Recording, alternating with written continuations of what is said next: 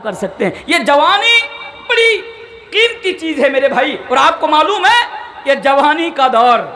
ऐ नौजवानों सुनो, अपनी जवानी को यूं ही बर्बाद करने वालों, अपने जवानी को यूं ही तबाह करने वालों, तुम जवान हो और जवानी में तुम जितना नेकी का काम कर सकते हो, जब तुम बूढ़ा हो जाओगे, 70 साल के हो जाओगे, 80 साल के हो जाओगे, तुम्हारा दिल करेगा कि मैं ज्यादा से ज्यादा नेकी का काम करूं, मैं ज्यादा से ज्यादा अल्लाह की इबादत करूं, लेकिन नौजवानों तुम कर नहीं पाओगे, इसलिए कि बुढ़ापा को जो दौर होता है वो कमजोरी का दौर होता है, और जवानी का दौर ताकतुल्लज़ी खलक़कुम मिन ज़अफ़िन सुम्मा जअल मिन बादि ज़अफ़िन क़ुव्वा सुम्मा जअल मिन बादि क़ुव्वतिन ज़अफ़न व शैबा।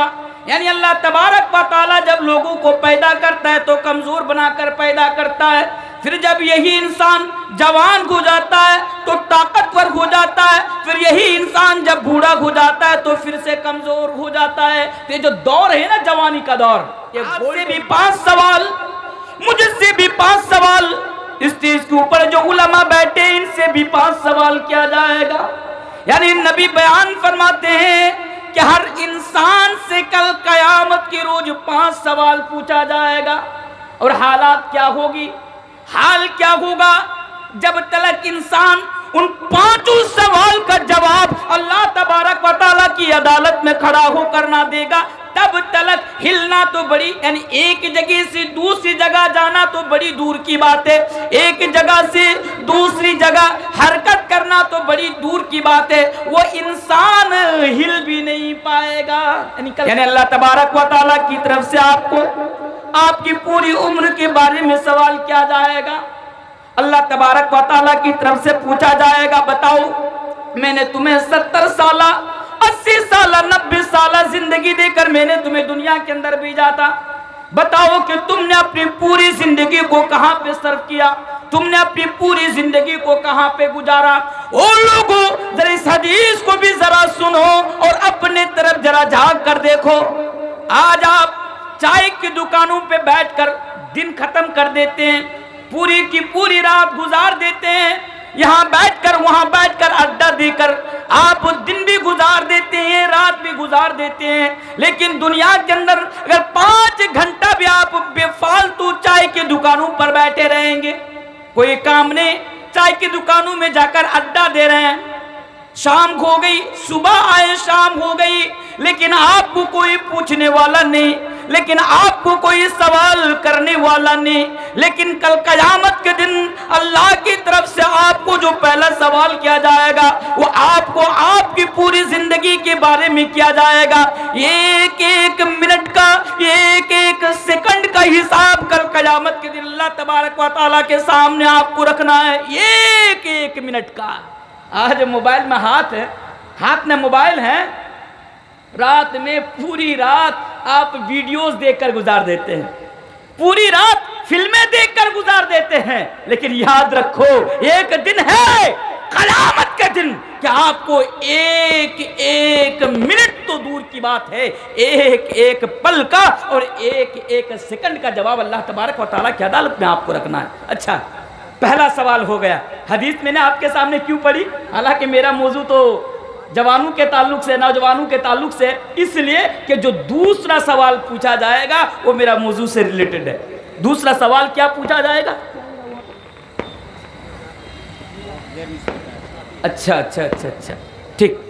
तो जो मैं बोल रहा था आप लोगों के सामने, दूसरा सवाल क्या पूछा जाएगा, आइए जरा दूसरा सवाल को भी जरा देखते हैं। कल कयामत की रोज उन 5 सवालों में से दूसरा सवाल आपको आपकी जवानी के बारे में पूछा जाएगा। आए लोगों सुनो, ये जवानी अल्लाह तबारक व तआला की कितनी बड़ी नियामत है।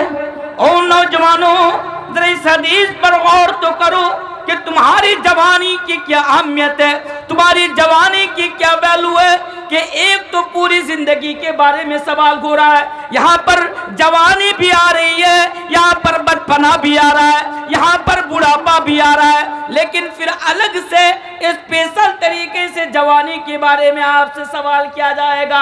जवानी के बारे में आपसे पूछा जाएगा कि बताओ तुमने अपनी जवानी को कहाँ पे सर्व किया, बताओ कि तुमने अपनी जवानी को कहाँ पे गुजारा। नौजवानों यूं ही आपको नहीं बख्शा जाएगा, यूं ही आपको छोड़ा नहीं जाएगा कि आज आप अपनी जवानी को लड़कियों के पीछे पड़कर, प्यार और मोहब्बत में पड़कर आप यूं ही बर्बाद कर दे, यूं ही तबाह कर दे और ये ख्याल रखे कि यार जब बूढ़ा होऊंगा तब अल्लाह की इबादत करूंगा। नहीं, कल क़यामत के दिन आपसे आपकी जवानी के बारे में भी आपसे सवाल किया जाएगा। अच्छा, इस हदीस के अंदर जो तीसरा सवाल पूछा जाएगा वो क्या होगा, जरा इस पर भी जरा गौर कीजिए। इंसानों से कल क़यामत के दिन लोगों से जो तीसरा सवाल पूछा जाएगा ना, वो ये पूछा जाएगा कि बताओ कि तुमने माल कहाँ से कमाया था। ये मैं क्यों बता रहा हूँ मालूम है? मैं ये इसलिए बता रहा हूँ क्योंकि अल्लाह माफ़ करे अगर मैं गलत बोल रहा हूँ तो आज हमारा नौजवान माल कमाने के चक्कर में इतना नीचे गिर गया है, आज हमारा नौजवान माल कमाने के चक्कर में इतना नीचे आ गया है कि हमने कभी सोचा भी नहीं था। हालांकि कल क़यामत के दिन यार जो चाय वगैरह दे रहे हैं ना, चुपचाप दे दीजिए वरना बाद में दीजिएगा। चिल्ला चिल्ली मत कीजिए, आहिस्ता से काम कीजिए। क्या बताऊं, समझदारों के लिए इशारा काफ़ी है। चाय ने तो सब कुछ बर्बाद करके रखा है दुनिया के अंदर। हाँ, धीरे धीरे एक दो दे दीजिए बस। तो जो मैं बोल रहा था, पैसा तुमने कहां से कमाया, दौलत कहां से कमाई, तुम्हारे पास इतनी जायदाद। एक 6 साल की बच्ची मौलवी ज़ियादा साहब की लड़की है, सब परेशान है, जलसे में आई हुई है माँ वगैरह। अगर बच्ची कहीं रो रही है या कहीं बैठी है या किसी को अगर मालूम है तो पता हो तो ज़रा पहुँचा देंगे, उनके जिम्मेदारान इससे पहुँचा देंगे। अच्छा, तो दौलत कहाँ से आई, यानी माल तुमने कहाँ से कमाया, इसके बारे में कल क़यामत के दिन सवाल पूछा जाएगा। मैं ये इसलिए बोल रहा हूँ क्योंकि आज हमारा समाज का नौजवान तबका माल कमाने के चक्कर में इतना नीचे गिर गया है, माल कमाने के चक्कर में इतना नीचे आ गया है कि अगर पैसा मिलने पर अपनी बहन बेटी को कोठे पर बैठाने की जरूरत पड़ी तो आज हमारे समाज का नौजवान माल कमाने के चक्कर में अपनी बहन बेटी को भी कोठे पर बैठा देगा। आप बोलेंगे मौलाना साहब ये तो बड़ी सख्त बात बोल रहे हैं। आप कहेंगे तनवीर साहब छोटा मुंह बड़ी बात कहकर जा रहे हैं। क्या आज हमारा समाज का नौजवान इतना भी गिर सकता है कि माल कमाने के चक्कर में बहन बेटी को कोठी पर बैठा देगा? जी हाँ, मैं आपके सामने कहकर जा रहा हूं और मैं ये भी कहकर जा रहा हूं कि कयामत तक का मैं आपको वक्त देता हूं, टाइम देता हूं, आप आए और मुझे ये गलत साबित करके बताएं कि मौलाना साहब आपने जो बोला है वो गलत बोला है। आज देखिए, आज ज्यादा वजाहत की जरूरत नहीं है। आप जरा देखिए हमारे समाज के नौजवानों को, वो जो रील्स वीडियोस जो वगैरह होती है ना, शॉर्ट वीडियोस, आज हमारे समाज का नौजवान रील्स वीडियो बनाने के चक्कर में, पैसा कमाने के चक्कर में फेसबुक और यूट्यूब में अपनी बहन को, अपनी बीवी को आज वो नचवाते हैं।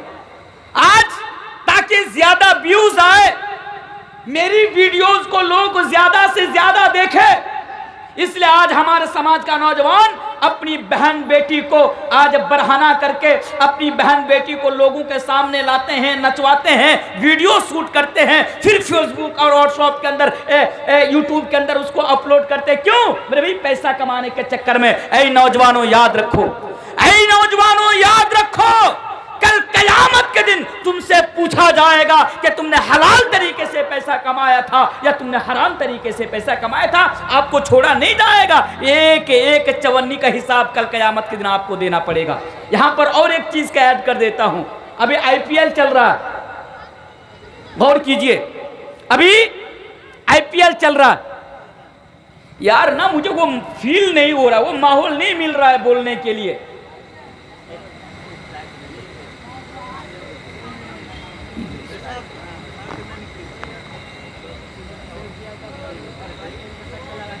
जी अच्छा, आईपीएल में सट्टा लगाते हैं। जी जी,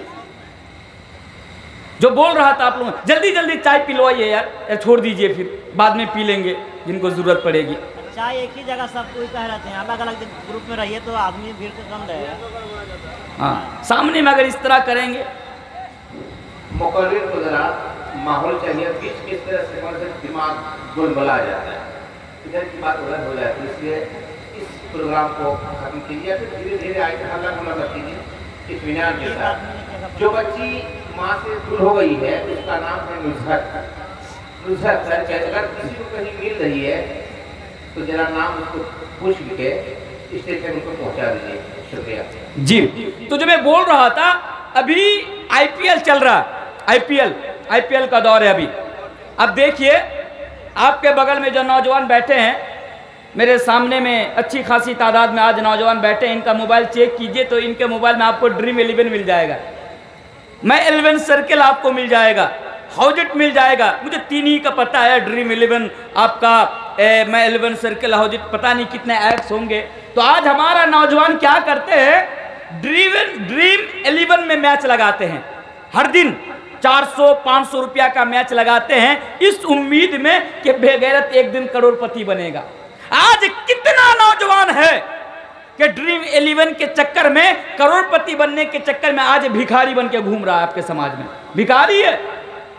तो नौजवान भाइयों से कहना चाहता हूं कि ड्रीम 11 का चक्कर छोड़ो, ये सट्टाबाजी का चक्कर छोड़ो। चलो 1 मिनट के लिए मैंने मान भी लिया, 1 मिनट के लिए जो नौजवान ड्रीम 11 में पैसा लगाते हैं करोड़पति बनने के लिए, चलो 1 मिनट के लिए मैंने मान लिया। बड़े गौर से सुनिए, चलिए आपने ड्रीम 11 में मैच लगाया, 1 करोड़ रुपया फंस गया, अब आपको 1 करोड़ रुपया मिल गया। अब बताइए क्या ये पैसा हलाल का पैसा होगा? हलाल का पैसा होगा? नहीं, ये हराम का पैसा। अब 1 करोड़ रुपया आप कितने दिनों तक दुनिया में खर्च करेंगे? आप उससे क्या कुछ कर लेंगे मेरे भाई? लेकिन कल कयामत के दिन ये पैसा हलाल का पैसा नहीं, ये पैसा हराम का पैसा होगा। और कल कयामत के दिन जब आपको रब की अदालत में खड़ा किया जाएगा तो इसके बारे में पूछा जाएगा कि बताओ तुमने पैसा कहां से कमाया था। तब बोलेंगे अल्लाह को, अल्लाह मैंने ड्रीम 11 से कमाया था। क्या बोलेंगे आप? अच्छा, इसी तरह बहुत सारे नौजवान हैं लॉटरी काटते हैं, लॉटरी दिन में यार 300 रुपया 500 रुपया दिहाड़ी कमाता है। बहुत सारे ऐसे नौजवान आपको मिल जाएंगे, 500 रुपया दिन में दिहाड़ी कमाता है। शाम के वक्त में छुट्टी होकर जब घर में आते हैं, रास्ते में किसी लॉटरी की दुकान में जाते हैं और दुकान में जाने के बाद लॉटरी काटते हैं। 200 रुपया का 250 रुपया का लॉटरी काटता है। उसे पूछो कि भाई तुम ये लॉटरी क्यों काट रहे हो? बोल रहा है मौलाना साहब करोड़पति बनना, उसमें भी करोड़पति बनना है। अरे बेवकूफ हो, जरा खबर तो लिया करो। लॉटरी काटने वालों जरा खबर तो लिया करो कि आज लॉटरी के चक्कर में कितने लोग आज जो है घर छोड़कर बाहर में जाकर काम कर रहे हैं, आज वो भिखारी बनकर घूम रहे हैं। इसलिए जो ड्रीम 11 है, ये लॉटरी है, ये सब चक्कर छोड़ो, हलाल तरीके से पैसा कमाओ। जो भी हलाल तरीका है उससे तुम इनकम करो। अगर तुम उससे इनकम करोगे तो कल कयामत के दिन कम से कम इतना तो बता पाओगे कि इलाहुल आलमीन, दुनिया के अंदर भले ही मैं गरीब था लेकिन मैंने जो पैसा कमाया था वो हलाल तरीके से पैसा कमाया था, मैंने जो पैसा कमाया था वो गलत तरीके से पैसा नहीं कमाया था। अच्छा, तीसरा सवाल हो गया है, जल्दी जल्दी बोल रहा हूं। पहला सवाल क्या? पूरी जिंदगी के बारे में। दूसरा सवाल जवानी के बारे में। तीसरा सवाल पैसा कहां से कमाया। अच्छा, चौथा सवाल क्या पूछा जाएगा मालूम है? चौथा सवाल पूछा जाएगा कि आपने पैसा कहां पे खर्च किया था। अल्लाहू अकबर। नौजवानों जरा इस पर भी गौर करो। मैं ये क्यों बोल रहा हूं? मैं इसलिए बोल रहा हूं क्योंकि मेरा मौजू नौजवानों के ताल्लुक से, और समाज के अंदर सबसे ज्यादा गलत तरीके से अगर कोई पैसा को लुटाता है तो आज हमारा नौजवान लुटाता है गलत तरीके से। अगर पैसा को सबसे ज्यादा कोई बर्बाद करता है तो आज हमारा नौजवान करता है। आज शराब के नाम पर पैसा बर्बाद कर रहे हैं,